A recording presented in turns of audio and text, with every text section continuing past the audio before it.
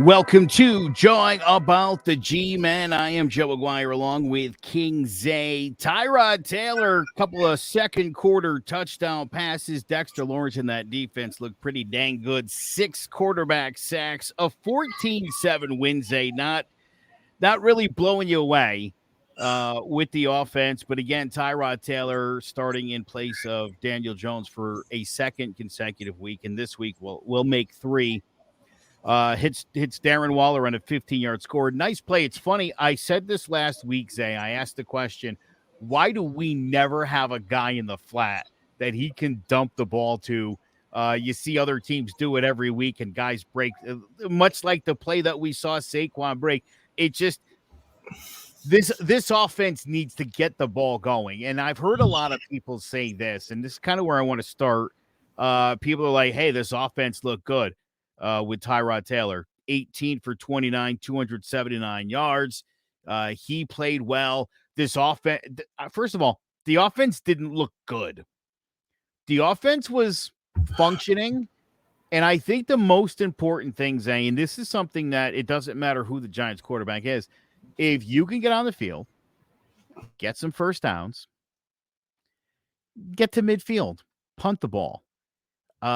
You're putting your defense in a better position, and then they don't have to worry about 12-play drives, because it seems to me when this offense can't stay on the field, couple of 3-and-outs, your defense holds as best it can, and then eventually they're going to give up big plays, big yards. They're going to start giving up scores. This team gets behind, and that's a problem. So I liked what I've seen from the offense. The offensive line, you said it last week. I mean, if you've got some time back there to do things, they can win football games. Yeah, no, I totally agree with you. Now for everybody who's been blowing the Tyrod Taylor thing out of proportion, he's been playing decent, but that's been a tribute to the line playing better, getting Saquon Barkley back, which helps out that offense. As we know, because without Saquon Barkley, we virtually have no run game, and teams can just take away the passing option, and it just becomes a mess for us. But again, like you said, the offense just, to me, look functional. I'm not one of these people who think there's some quarterback controversy. There is none. Obviously, when Daniel Jones returns, he will be the starting quarterback, and for many reasons that a lot of people don't see on the field, that we tend to see, people who call themselves analysts or people who watch the games in depth. If you look, there were a ton of plays, especially with Tyrod Taylor and run plays, where I seen he gets outside and he gets caught, and I go, Daniel Jones would have got that first. He gets within 5 yards, or you get to the goal line, you just think Daniel Jones would have snuck it. He would have ran it. He would have done something. And he just, to me, while they have very similar skill sets, he just has more of it, and that's just what it comes down to. Tyrod Taylor, being of older age, he just doesn't have that speed he used to have when he came into the league, and there's nothing wrong with that. He's a great serviceable backup quarterback, and I need people to keep their expectations where they are. He's been playing the better half of the Giants' schedule, I would say. It's not like he's going out and putting these numbers up against, Dallas and then San Fran, and he's doing it against some of the best defenses in the league. No, he's done it against the Bills, who were missing key players on defense, and again, a Commanders team that we really don't know what they are. The reflection of their schedule is having a mix of weak and strong games, so we don't know basically where they stand. As far as I know, they need to get rid of Ron Rivera. I think he's a terrible coach, but that's another thing for another day. But again, don't blow it out of proportion. We could have easily lost this game as much as we wanted. There were many times I sat there thinking, oh crap, Joe's 17-14 predictions about the come. There were times I wanted to text it in the group chat, but I was like, nah, right? I'm not giving in. But it seemed like, like you said, those are the type of things where the Giants lose those type of games they should be winning. It looked bleak after that Sterling Shepard fumble, which again, those are the things point out. Those are momentum swinging things in the game that could have caused us to lose. Thank God the defense played as well as they did. Shout out to Deonte Banks getting his first interception. I've been praising these rookie corners since you have season, and they have been nothing but everything that, we could want from a team that, has been crying and asking for top corners the last few years. Obviously, you have Bradbury, you have to trade him. We can go down the list of guys that we have gotten within the last 10 years, and we've had, a corner on one side who's really good, and the other guy is like Eli Apple or something like that. But all in all, Yeah. it's starting to get better. Mentioned it before. I'm not in panic mode. I think there was an easy stretch coming up that we're in right now. I think it's a godsend that you are playing teams like the Raiders, that you have your backup quarterback playing, because again, those give you, those are games you can still give your team a chance to win. The Giants can get to 3 wins this week and put themselves back into, believe it or not, a realistic situation where they could be a wild card team. It's crazy to think that you could start off 1-5 and be that way, but that's just where the Giants are. And again, I'm hoping my predictions continue to come true, and the Giants will start to shaping up the rest of the season. Yeah, this team's definitely playing well. The Jets, that's definitely a good matchup for this team. And listen, I'm thinking a week ahead. Excuse me. Yeah. A week ahead. I said. By the way, to your credit, yeah, I had the picture of Deontay Banks and his first career interception, and you've been saying it pretty much from camp. These kids look good. They're starters. We have starting cornerbacks, and we don't necessarily even need a Dory Jackson. That's how good these young bucks are playing, and that's very exciting. This team, by the way, came into the game, as you know, Zay, with 5 sacks, and now they've got 11. They had 6 sacks in the game. Sexy Dexy and Williams are finally, Leonard Williams finally starting to get some pressure. We saw a week before against Buffalo, they were basically getting the ball run down their throats. Their run stoppers, no good. We don't want to see that. I will say this, Bobby Okereke, who I was so excited about this team getting in the last 2 weeks. This guy has been absolutely phenomenal. 11 tackles last week and a pass defended, double-digit tackles each of his last 4 games. He's all over the field. Micah McFadden, by the way.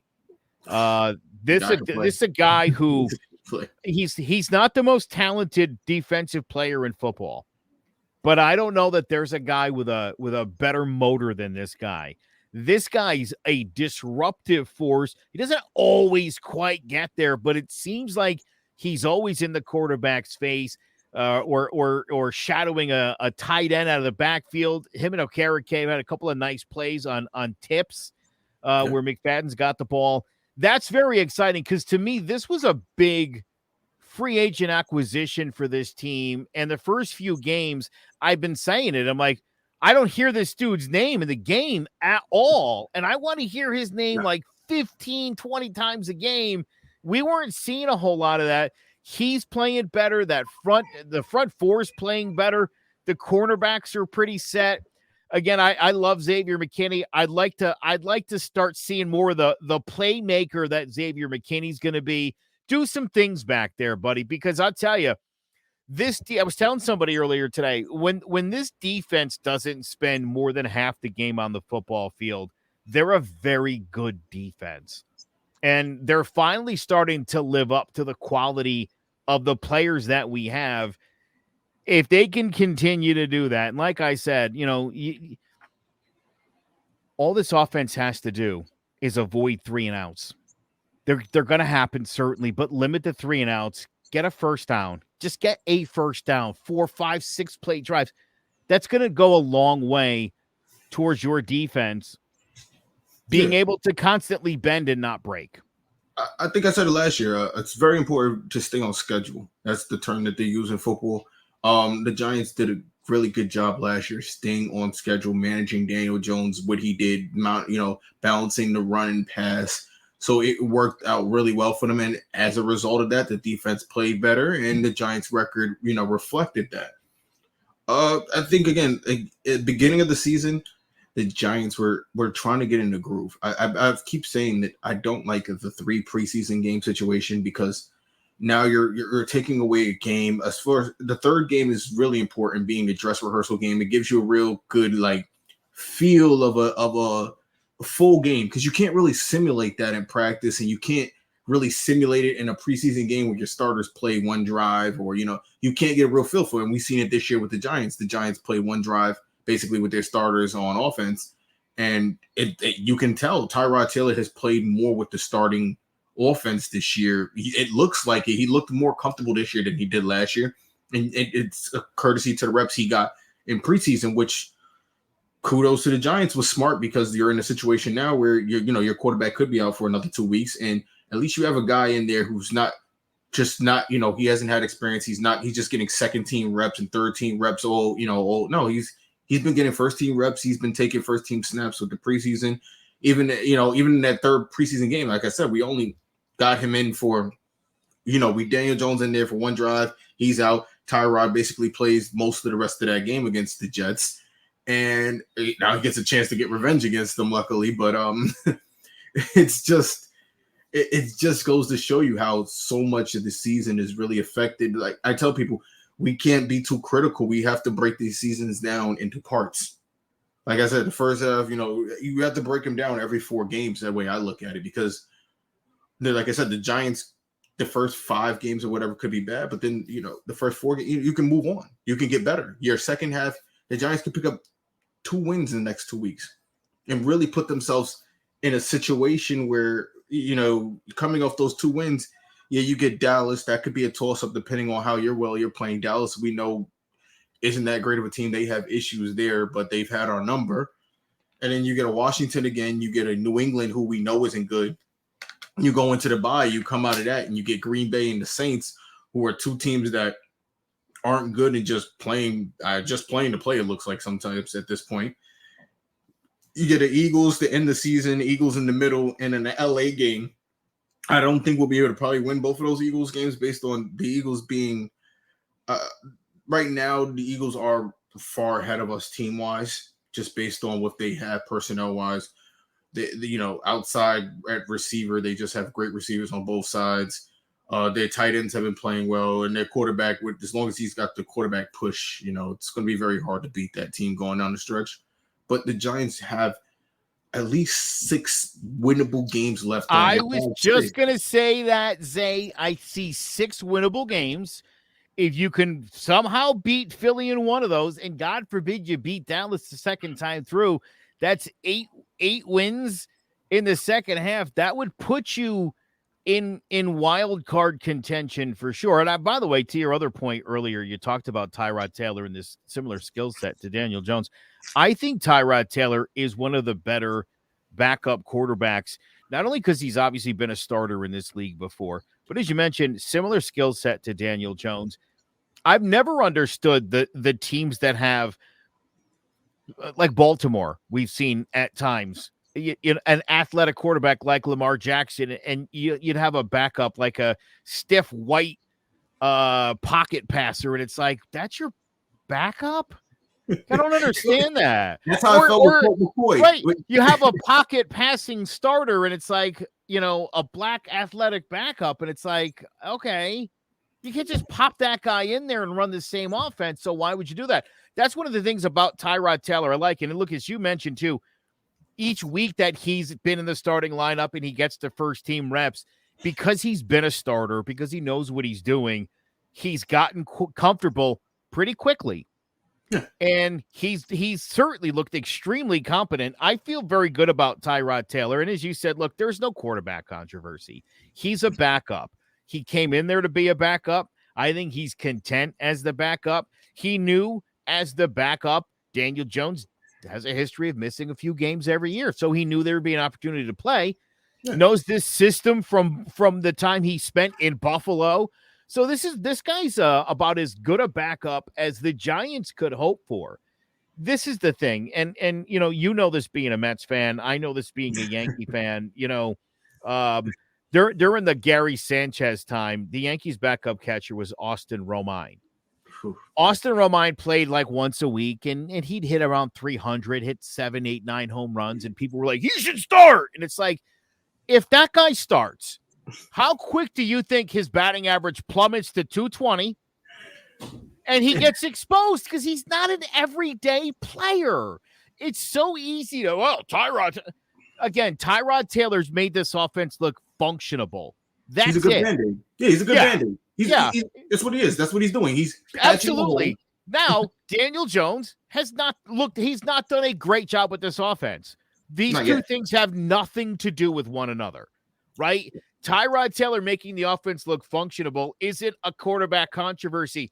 If Tyrod Taylor would have taken this team out there and won 35-7, and he threw for 300 yards and 3 touchdowns, well, then we could talk about, oh, maybe this guy should. He's got the offense serviceable. The offensive line, obviously, they've made drastic changes in the past few weeks. That's about 75% of why this offense looks so good. Throw in the fact, again, Tyrod knows this offense. He's been getting more the reps, as you mentioned, with the fur. Of course, they're going to look better.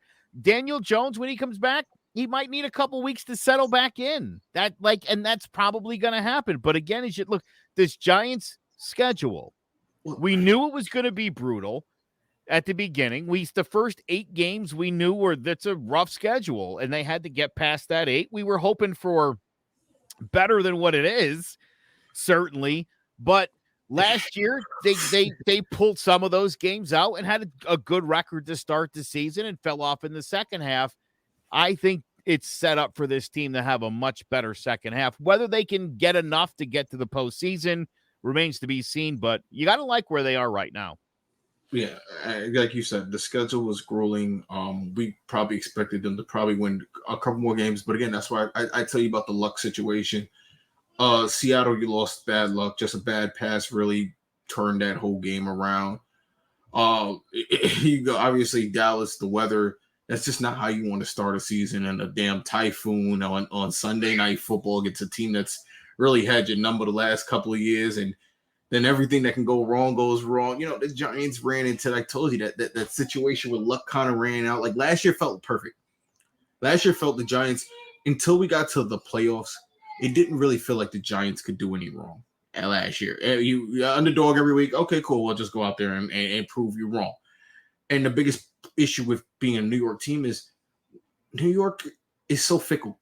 It's what have you done for me lately? And because Daniel Jones hasn't been what he was last year, and there's no doubt in my mind he can get back to where he was last year. You just don't lose that, talent in a year, especially when a team supposedly gets better, adds weapons, and does all this. I think, like you said, it's going to take a while when he comes back. I'm hoping he comes back next week against the Raiders, which is an easier game to get your feet wet before you have to play at Dallas. And then if worse come to worse, then you'll get another tune-up against, the Commanders after that. And you'll go off into your bye week, and then you can get things settled and figure it out from there. But and again, I know what you're saying about winning 8 games. That wild card this year doesn't look like it's going to take a lot to win. It doesn't look as daunting as it did when you look around. Like NFC is not as good as it thought it was going to be. Can I take you a step further? Can I take you a step further? I had a conversation with somebody yesterday, and I said, really, I've suddenly got some questions about San Francisco. I've got questions about Buffalo. There's 2 teams that I think are legit Super Bowl contenders, the Chiefs and the Eagles, same as last year. No, that said, hold on. I know it, but here's what I'm trying to say. I think both of those teams, Kansas City and Philadelphia, not as good as they were last year. Definitely not. Okay. So if that's the top 2 teams in the league, in each league, and they're not as good as they were a year ago, I think you're exactly right. I think this thing is wide open. I go back and I think about a season like 2007. It was pretty clear the Patriots were the best team in football. Yeah, undefeated. There was no doubt about it. That was the best team in football. Yeah. But the rest of the NFL, to me, that year, it looked like it was Patriots or bust. And so it certainly opened up, hey, could be anybody from the NFC. And it was.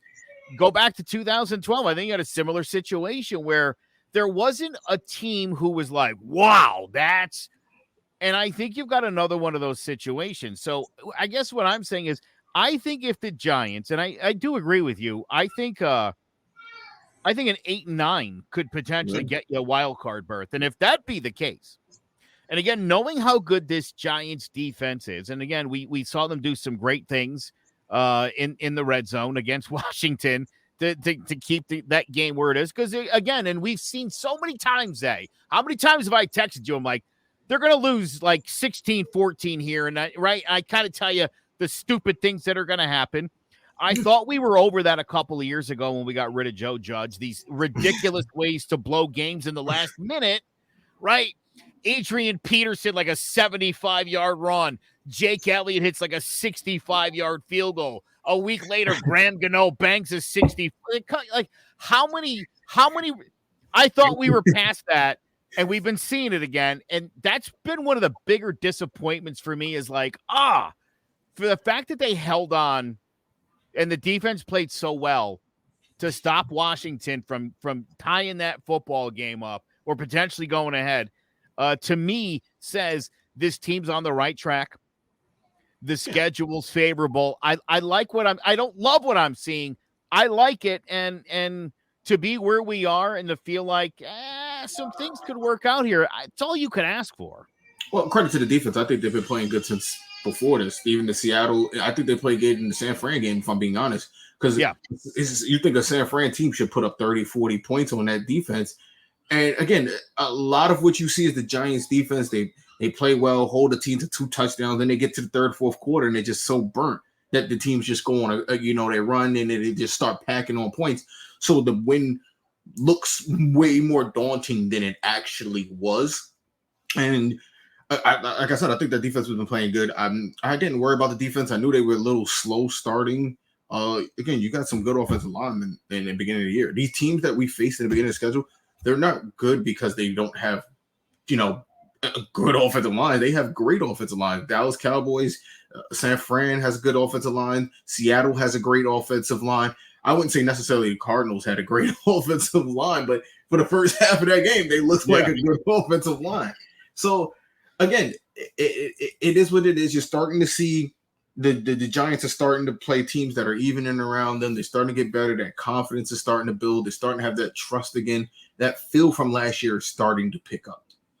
I'm very hopeful it goes into this week because I can't live a week with Jets beating the Giants in a regular season game. I don't think I've ever lived that in my life. Let's talk about this because Zach Wilson, a guy who you love a lot, in his last 3, I'm just kidding. In his last 3 games, Wilson's hit 67% of his passes, 630 yards, couple of touchdowns, 1 interception, and people are going a little crazy about that.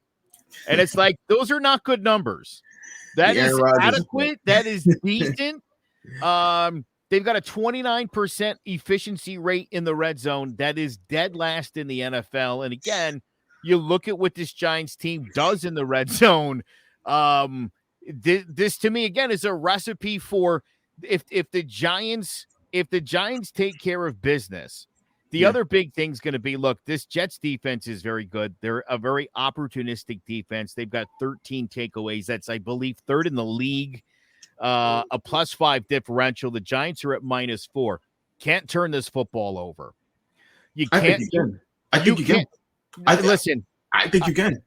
Let me tell you something. A few weeks ago, I watched, I think, the worst football game I've ever seen in my life. The Patriots and the Jets.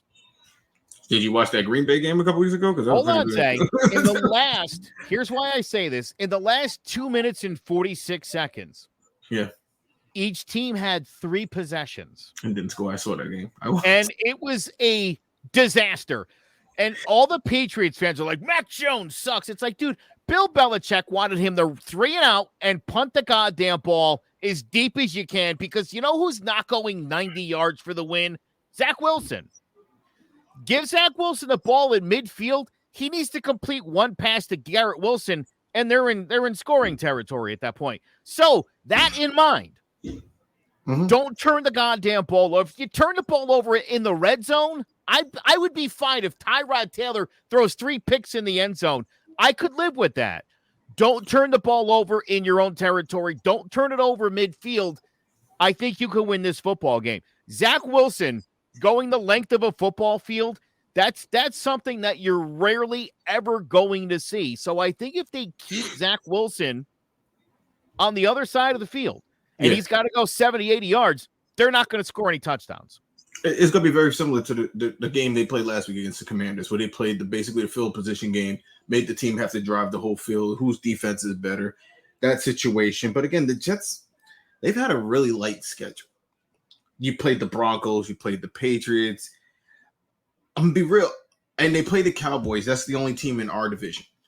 I think when you play the NFC East, I don't know what it is, but you really have to come and bring it, because the NFC East, for some reason, these teams, no matter how lousy their season is, can find a way to pull off some I really hate to big use wins. I hate to use this ESPN word, but physicality to me defines the NFC East specifically. They're always going to bring it, like you said, no matter records. And I hear what you're saying about the whole Garrett Wilson situation. Again, I think our secondary is, I have as much confidence as I've always had in them. Garrett Wilson, who's on my fantasy team, hasn't had a spectacular season that you were hoping when you draft him and Aaron Rodgers and you think you're going to get magic. But again, the Giants could make mistakes here. I think this is just going to come down to who makes less mistakes. Because like you said, they don't have a killer at quarterback.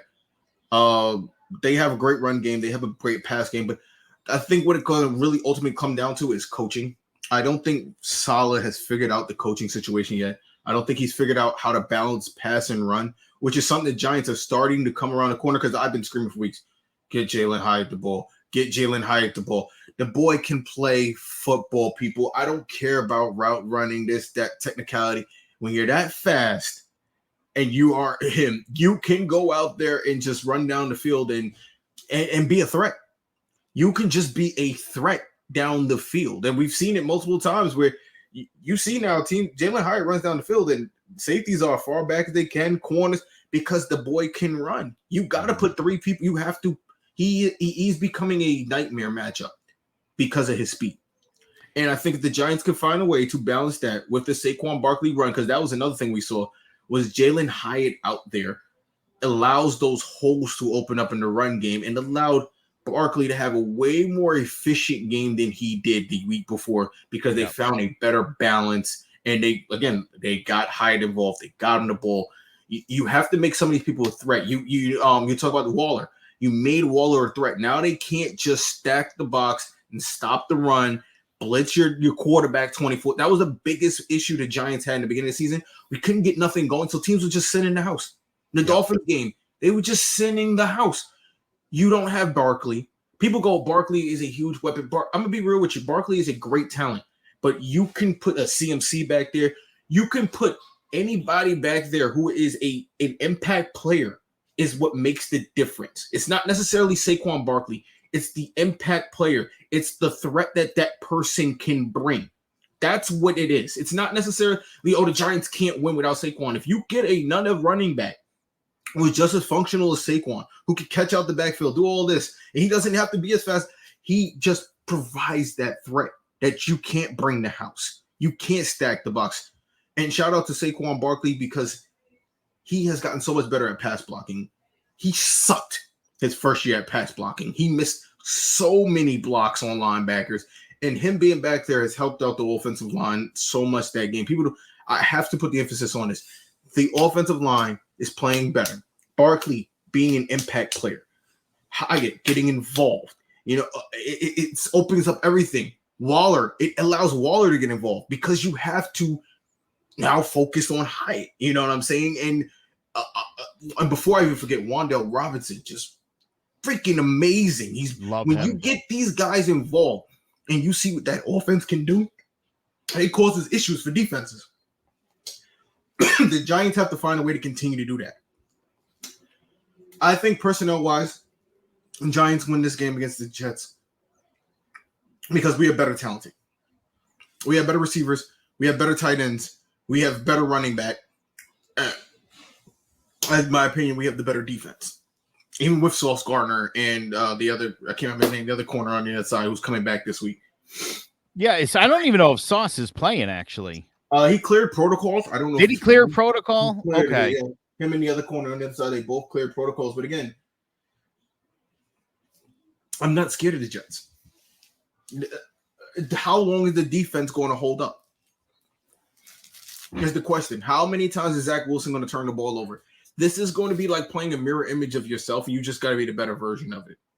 You know what? You are exactly right. And I sort of was thinking that same thing. You are. This is going to be, look, the team that plays the cleaner game here, which again is to me why if the Giants turn the ball over on their side of the 50, you're asking for trouble there. And if it happens more than once, they'll lose the game. Yeah. If they can avoid giving Wilson short field and opportunities to put that ball in the end zone, I think the Giants have a tremendous chance of winning this football game. So, incidentally, when you talk about mirror images, how about this? The Jets offense is ranked 30th overall. The Giants is 29th. How funny is that? A lot of passing offense, the Jets are 32nd, dead last. The Giants are 29th. The defense, again, I think this might surprise. Overall, Jets defense, overall, 24. Giants, 23. That's a lot of New York hate. That's a lot of New York hate. It is. There's no way you can tell me amongst 32 teams, those are the 24th and 23rd worst defenses out there. If that be the case, yeah, I'm a little skeptical. I'm assuming this is just based on overall yardage or performance, recent performance. Because if you go up how the Giants looked at the beginning of the season to now, yeah. But come on, look at what we've seen the last couple weeks. The defenses. The biggest difference between these defenses, as far as I could see, the Jets have the 11th best scoring defense. The Giants are 24th. I think, and again, you look at the records 3-3, 2-5. I think that pretty much explains where you're at. If this defense, outside of the 102-yard return to Panicat a couple weeks ago, the defense really hasn't. I mean, my goodness, how about Thibodeau last week? I mean, you gotta pick six that, bro. I don't pay him for interceptions. I don't care what people say. I don't pay him for interceptions. We pay him for sacks. Interceptions Fair enough. Bonuses. Fair enough. Bonuses. It was in his arms, and there was no one in front of him. You gotta catch that ball. That's why he plays DN and not tight end. You know who would have caught that? You know who would have caught that and ran it in for a touchdown? Aiden Hutchinson. No, you know what? Aiden Hutchinson is a rare talent. He's he's a good, just like Bosa. Just like the Bosa brothers, he's one of those, and it reflects where he went in the draft. He was a top pick in the draft. Kayvon Thibodeau was a number 6 pick who could have probably went a little later than he went. I'm not going to let you guys know more about that, but he could have went a little later than he went. And again, it's playing more to like what I told you. I didn't see the motor. I didn't see the motor in Oregon. Aiden Hutchinson had that motor. Even in college, he just didn't stop. And to me, Kayvon seemed like a celebrity defensive end. Hopefully, he's trying to break that name that people are giving to him. He's, a bougie, a celebrity, doesn't really care about anything but himself type of. I don't like that. That was a big talk. You don't have New York radio, but Carl Banks was on with some New York host, and they was having it over Thibodeau's play, and he's trying to explain to them how things work in the league and how you play that position. They decided to hang up on him because they want him to play better. I hope the talk doesn't get into Kayvon's head, and I hope he continues to play the way he's playing, because again, he did have a lot of questions, coming into the draft. A lot of people questioned his motor. I thought the Giants took a risk by getting him. They took a risk on Neal too. Again. I'm about ready to move him into the right guard slot. I'm ready to move him on to the bench. Are you ready to right guard? He's too big. Money. I don't think so. He played guard at Alabama for some time. In college. The players understand that. They're not. I understand that. I understand that. He's he's a skilled guy. It's in Alabama when you play with some of the best talent in the nation. Don't do that. I disagree with that. I disagree with that, and I'll tell you right now. Look. They kept Eric Flowers out on that flank for way too long. And it was like, oh my God, do something else. Put him on the other side, move him inside, do something, but don't leave him out there to get exposed week in, week out. Listen, if he can't play guard either, then maybe then you don't have a future with this guy. But I think it would behoove this team to at least move him over and see if he's got any value as a guard. Otherwise, that's going to go down as a bust. By the way, the Jets have trailed in all 6 games this season at the half. The Giants finally last week for the first time had a halftime lead. Something's got to give this week. So, again, it would be great if the Giants could go into halftime here with a lead. They're definitely a second half kind of team. The defense really seems to step up in the second half. So I think that's really the key to the Giants. Like, if you're going to turn the ball over, do it in the red zone. Do it in the Jets red zone. Like, that's fine. If you don't get the ball in the end zone and they pick it, that's fine. They're not going 80 yards the other. It's not happening.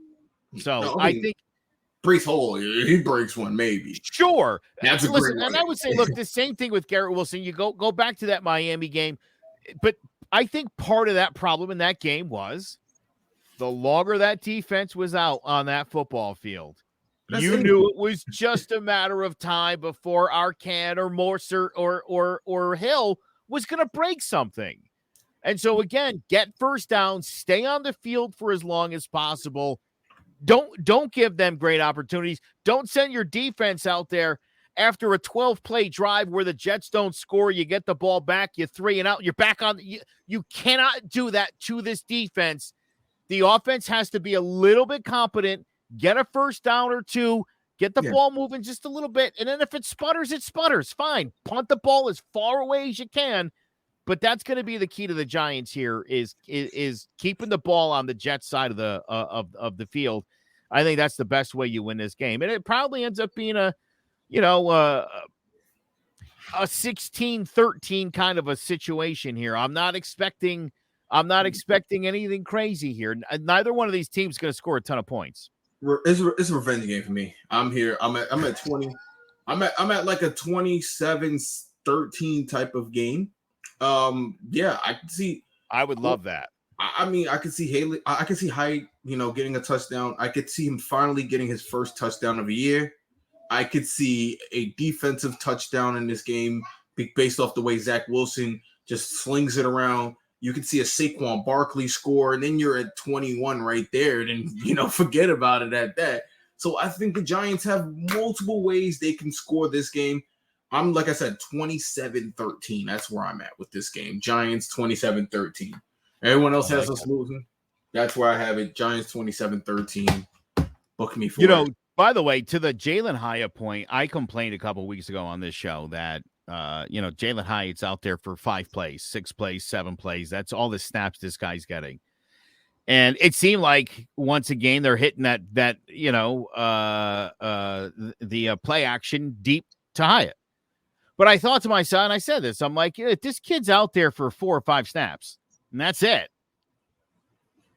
Everybody knows what's about to happen. But look at the impact he made with those 4 or 5 snaps. I understand that, but I'm saying give him 12 snaps, give him 14 snaps. I agree. Again, the comparison I made last week, and I was talking to a Patriots fan earlier today. The Patriots had signed Malik Cunningham. Yeah. And they would bring him out, and he would take some wildcat snaps, RPO, but he never throws the ball.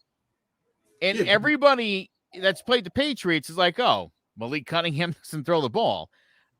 When he comes into the game, I'm going to put 11 guys in a line of scrimmage. Where's he going?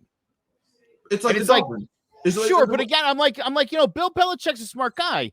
And the same thing here with Hyatt. If he's only out there for 4 or 5 snaps, and everybody knows what the play is when he's in the game, it's making it a little bit harder. It makes more sense for this guy to be out there 15, 20 snaps where some other things happen. Maybe he's a decoy on some plays. That's fine, but it'll make it a little bit easier for him to get down the field. If the guy gets 3 snaps, you know what the play is each of the 3 times. It's a little harder to complete it. Same thing with Cunningham. The Pats apparently already cut him. And I thought, dude, if you're going to have this guy run RPO, but the P isn't an option, what are you doing? What the difference is, and I'm trying to explain this, with Hyde, while he is getting more times, the Giants are trying to bring him along slowly. They're trying to feed him. Again, remember, there was a lot of question marks in the beginning of the year about his intelligence and his ability to pick up plays. And that's why a lot of Tennessee plays that he ran were a lot of fly down the fields or fly down and, run a post or running this. They didn't have a lot of technical plays for him. So I think the Giants are trying to feed him as much as they can and bring him along. I don't think this is like a Cunningham situation like with the Dolphins, for example. When the Dolphins introduced the Wildcat to us, when Ricky Williams came in, okay, this Wildcat, he's going to, fake it. And then eventually one time they faked it and they threw it over the top and they scored a touchdown. That's a different scenario. I get what you're saying. I think Hyatt is more of a, we're trying to bring him along because the NFL is it's very hard. You watch some of these plays, like the clips in it. I think it was Dan Orlovsky or one of them. They was trying to get him to read the plays out, and he's just struggled, couldn't get the plays just to say it as a quarterback. It's a very hard. They're very, the terminology is very long. Their playbooks are very big. It's Chris Sims.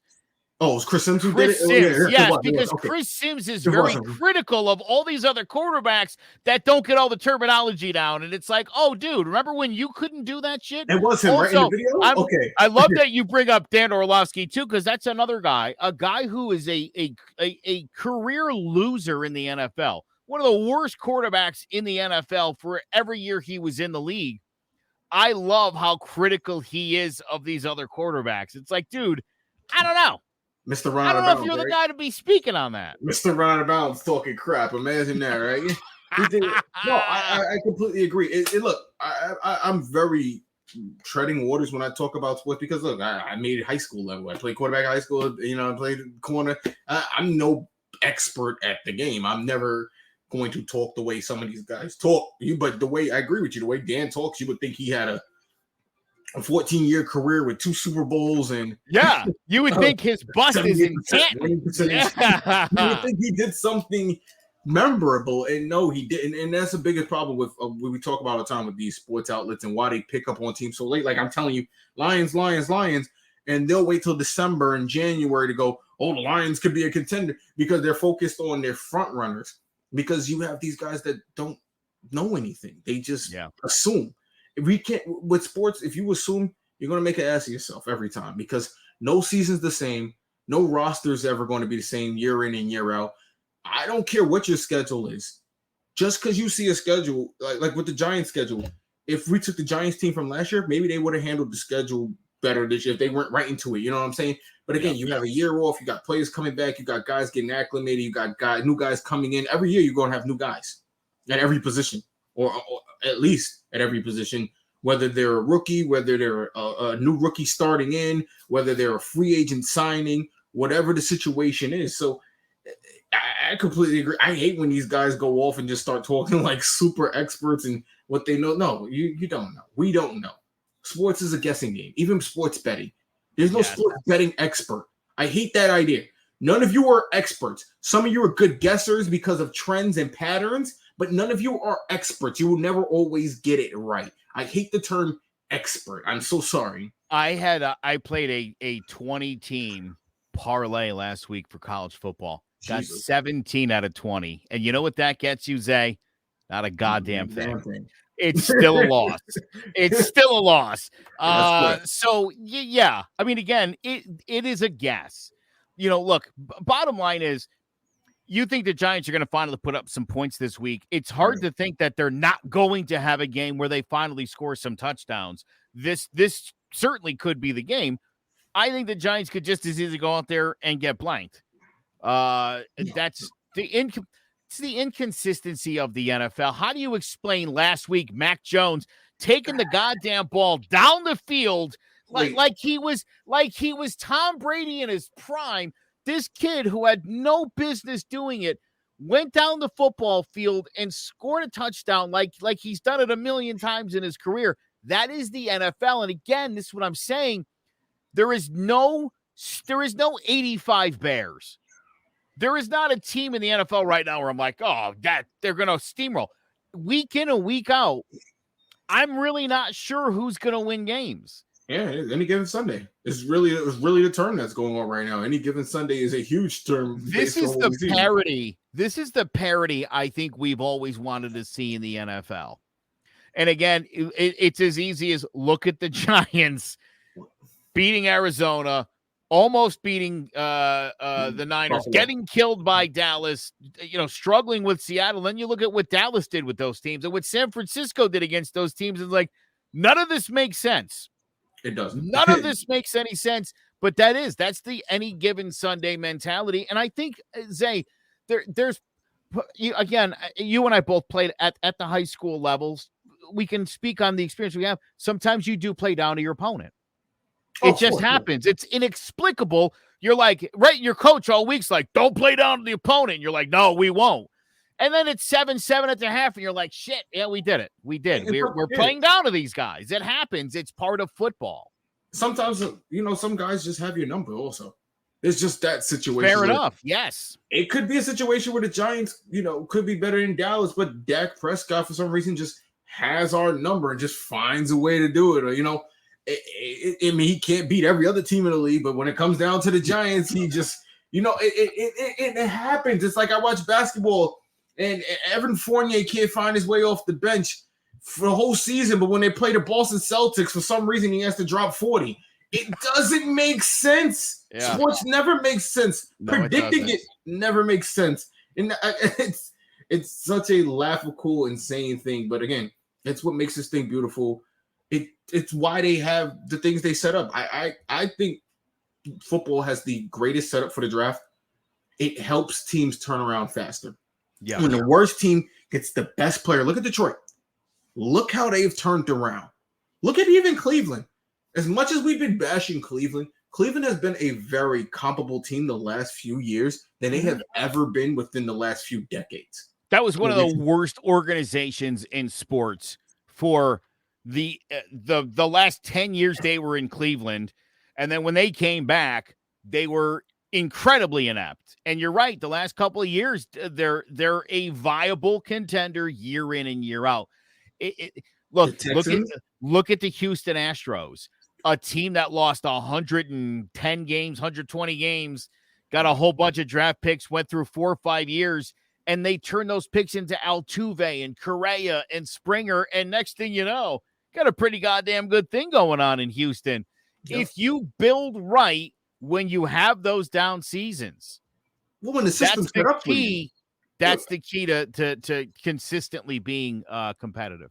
When the system's set up for you like that, you don't do it. LA took a basketball approach.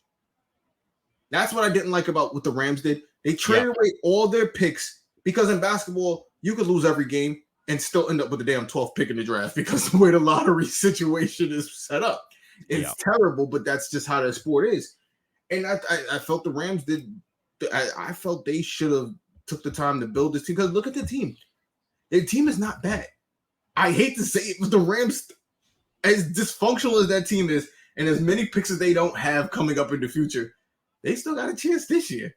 Yeah, they got legit superstars. Like you could argue the best at their position at several positions. Who's it? Puka, so you're right. Puka Kanuko, whatever the hell his name is. Out of nowhere, you're talking about this kid has just re-energized that offense. Stafford was written off by the Lions, which is hilarious because Goff was written off, and they're both just like, okay, we'll just prove everybody wrong in different places instead of where we were. Change of scenery really worked out in this scenario for both of those. And it's funny, the Lions initially were like, do we even want Jared Goff?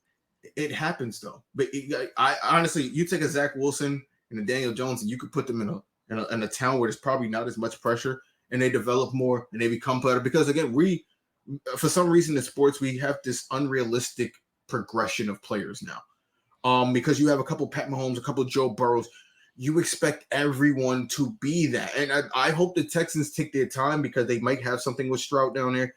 He looks pretty good down there in Texas, and he's got that team going. And I think Carolina should take their time with Bryce.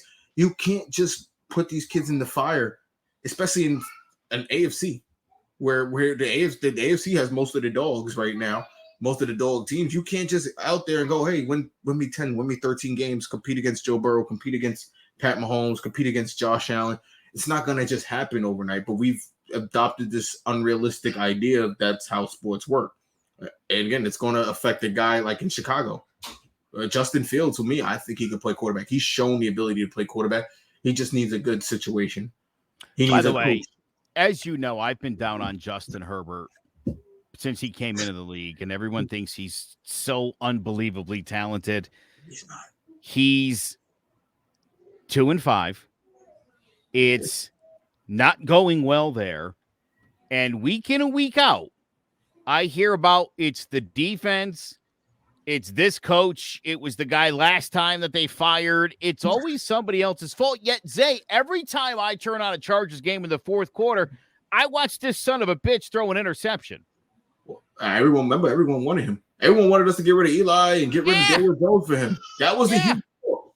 Herbert was a huge talk that people wanted. He was one, and that's why I tell people, pump your brakes on Caleb Williams. Don't get me wrong. Caleb Williams has shown tremendous talent so far. Mm-hmm. Tremendous talent. I can't argue it. He's shown the ability to win games, to get out of pressure situations when the line is collapsing and make a play out of nothing. He's shown all of that.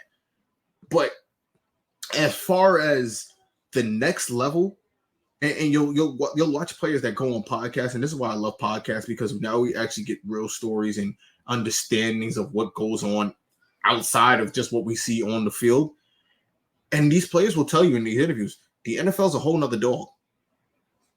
It's a whole nother game. You're not going to be able to do some of that trickery stuff you did in college to some 3-star corner playing at Cal or Arizona. You're going against the cream of the crop, the best talent. Even if you get a Caleb Williams in the draft next year, it's going to take time to develop. And then you're still going to have to put a line around him. And then he's still going to have to build chemistry with his receivers. So for people to want to move on from Daniel Jones just because he's not having the greatest year or didn't start off well, because that always happens. We know it. We see it all the time. People get paid and it doesn't. I'll give you Edwin Diaz as a perfect example. Edwin Diaz, his first year with the Mets, and his second year was even rougher. Then he signed the contract and everyone thought he was crazy. Then that next year, what was that? It was 2021. It was 2021. He had a better year. He started to build his confidence. It wasn't the greatest. And in 2020, in 2022, miraculous year. Excellent. Because it takes time to adjust to things. Coming from Seattle, a small town, to New York and all this other, everything. Obviously, baseball is a different animal. I don't want to compare the two. But I'm just saying in terms of players and giving players a chance to develop and turn into things. Again, me, I work for the Knicks. I watched last year, they go, Jalen Brunson's the worst signing in NBA. And because this is just New York media for you. Worst signing in NBA history. Now it's looking like the greatest bargain in NBA history. Because you can't just take, these guys and give them money and expect it to. Things take time. The beginning of the season looked rough. I watched them boo everybody, all the Knicks out the stadium last year to a second-round playoff, Game 7 in Miami. You know what I'm saying? These things take time. Yep. Developing players take time. We are just such an unrealistic world right now where we want everything accelerated. We want the best players. We want them now. We got to have it fast. We can't have a losing season. We can't have none of that. Look at Giants fans. Look how many years we cried about losing seasons. Then we get a winning season. We don't even know how to appreciate it last year. We're ready to throw our quarterback off the damn cliff because he's having to get rid of the coach, get rid of the quarterback. They're terrible. The honeymoon is over. No, people, these things take time. How many times did you run Coughlin and Eli out of town? You know what I'm saying? You have in 2007, bro. They wanted the both of them out of there. He was the adopted child. He was the adopted Manning. That was the signs you would see. He couldn't beat the Eagles. He couldn't. Give it time. Give it time. Stop wanting these players to start giving you something in there. What is Daniel Jones, 24? 24, 25, something like that? Yeah. Give him time. Young man. Yeah, Give for sure. Him time. He's a kid. I mean, I don't know what these people want anymore, Joe. I don't know. No, you're right. There is it's so much worse. It's so much worse in New York. And again, being a Yankees fan, these idiots who, World Series or bust. If they win a World Series, like if you think a World Series is a likely outcome every single season, you're an idiot. Even Hal Steinbrenner isn't expecting a World Series championship every single year. You know what I mean? Like it's just not realistic. we got spoiled at the end of the 90s with 3 and 4 years, and people for some reason thought this was the 1940s Yankees where they were just going to win every single championship for it. It's like, that doesn't work that way. That's not going to happen anytime soon. I mean, again, I think look as far as the NBA, you look at how good the Warriors were until they weren't. They're still really good right now. They're right. Yes, they're still good. But 2 years ago, I can't do that. Look, that was like a dynasty, and it was like, oh, and then they got freaking what's his face there, James Harden. Like, not Harden. Who's the tall guy? Durant. Well, Durant. Yeah, but right, and it's like, oh my God, this team's going to be insane for like a decade, and he didn't stay all that long. And again, they're a good team, but they're not what they were. But there's that unrealistic expectation of, look, if Steph Curry's the best player on the floor, they should beat everybody. And it's like, yeah, it doesn't work that way. It didn't work that way when Michael Jordan had nobody around him. Ask Barry Sanders what it's like to be the best player in football and not sniff the playoffs. It happens. Don't talk to Jordan fans about that, because he never had a good team around him according to him. You know, he carried his whole team to the championship according to him. No, but yeah, it's definitely what you're saying. We as fans and as people, we need to bring down our expectations. Again, I'm super ecstatic with where the Giants are at right now, record-wise. We could be a lot worse. We could look a lot worse. Obviously, you can't take nothing out of a morale loss. Oh, you lost a good game. There's not much that could come out of that record-wise or feeling. But, just to know that your team is getting in the right direction, that helps. This is the NFL, not the Democratic Party. We're not going to celebrate losses. Hey, we almost got that one. Look, I'm not getting into that either, because that's a whole nother. We'd be here for another hour. We could definitely be. We definitely could be. All right, so you really do. By the way, one last thought. Matt Breida sucks. He does not know how to hit a hole, and he doesn't know how to. He doesn't know how to let blocks develop. Holes will emerge, and he's a different type of runner. He's a different type of runner. And Again, for me, the backup shouldn't be a different type of runner, because it's with the quarterback situation. Yeah, it's how we looked when we had Daniel Jones and Colt McCoy back there. What the hell are we doing with Colt McCoy? Yes. What were you doing with Jake Fromm? What were you doing with what was the skinny one you like? The one with the long neck. What's his name? Oh, Mike Glennon. Mike. These guys did. I mean, they might have fit the playbook that was working for that time, but when you're like I said, when Daniel Jones brings the aspect that he can run and throw and all that, and then you bring a guy who can't do none of that in, but maybe that just like defeats the purpose of everything. Personnel, scouting, what are you doing? Why are we hiring people who it's not like the Giants where you had like the 3 running back situation. You had a fast running back, a power running back, and a guy who could do it all, because that line was great and they could block for whoever. Yep. The game has changed. The sport has changed. We've gone to a more passing situation. And a lot of the running backs that we see now, they wait at the line. They're patient. They wait for holes to open. Breida's an old school guy. He wants to get it, hit the hole, and just get there. You know what I'm saying? He's more of a power runner type of guy, and the line is more used to blocking for Saquon. So it's going to feel weird when he comes in. That's why when Eric Gray was filling in for Saquon, it felt better, because Eric Gray is a guy who gets up to the line. He waits for blocks to develop. He moves with it. He can catch out the backfield. He feels similar to Saquon without that top level speed. Right. If I'm being honest, even his ability to break tackles and move, it felt Saquon-esque. Not necessarily Saquon, but you know what I'm saying. They have very similar skill sets. When Sterling Shepard went down, Wan'Dale Robinson came in. He's very similar skill set. That's how you have to build your team, where you're plugging in and you're not losing something. You're adding something at most. That's what the Giants weren't doing before. You were filling in guys that just necessarily didn't belong on the field together a lot of the time. They're not complimenting the starter. Exactly. They're not complimenting anything at that point. Yes, you could bring a guy who could fill in and it doesn't feel different. It helps the team out. But when you bring an offensive lineman in who's not as good as Andrew Thomas, the whole line feels it. You know what I'm saying? Yeah.